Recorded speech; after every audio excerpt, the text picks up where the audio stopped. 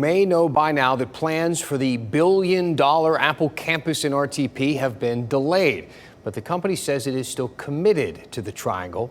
This, as you see here, is the site that Apple is planning to develop. It's relatively unchanged. We've been showing it to you for some time, since the announcement 3 years ago that RTP would be the location for the tech giant's East Coast hub.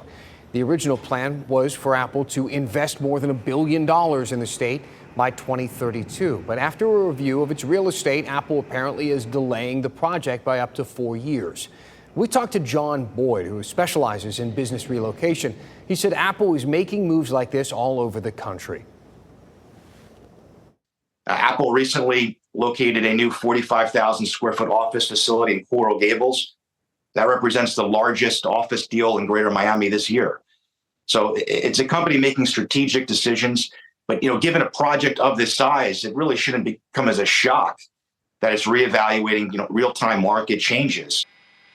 The project is tied to an economic development deal worth up to $850 million to be paid out over 39 years. State leaders say taxpayers are protected if Apple doesn't go as planned. Let's stay on this topic for a moment and talk about the ripple effect and bring in WRAL state government editor Jack Hagel. Jack, thanks for joining us. Give us some perspective here. What can you explain about this delay? Well, the company line is this. They want to grow in the triangle. They are growing in the triangle. They've hired 600 people over the past 3 years, and they intend to build this campus out in RTP. Now, sources do tell us that they want to delay construction by up to 4 years, though. So we have this delay now. Do we focus purely on Apple and think this is an Apple thing, or do we consider the fact we have noticed big companies making changes to big plans over the past couple of years like this? Well, every company is different, but we have seen a lot of companies try to reevaluate big investments, and real estate's up there. Inflation is increasing the cost of construction, the cost of labor, and we do have a presidential election coming up, and there could be increased regulatory costs depending on who ends up in the White House. So it's giving everybody a little bit of pause. It's a good point, and not to mention also just the way companies are run today and how they handle real estate investments, given the fact that what is a 9-to-5 employee has kind of changed over the past few years. That's right. Companies have become much more comfortable with a remote workforce.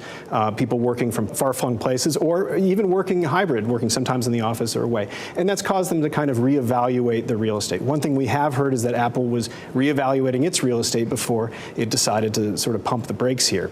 Now, state incentives are tied to the number of jobs that are created right here in North Carolina. And so far this year, we've seen several companies forego incentives, saying, look, we're not hiring as many people here because we don't have to, and therefore we're not going to be able to meet our performance goals as part of these incentives. And so they're just saying, we're not going to be growing as quickly here, and they're giving those incentives back. This Apple deal was something that so many people were very excited about, or even kind of hedging some bets on, right? Making some investments based on the investment they were predicting from Apple.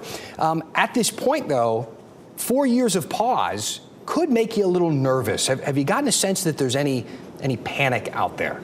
I'm not hearing panic, but anytime you hear a big company announce big plans and then start to pull back, it's going to raise some eyebrows.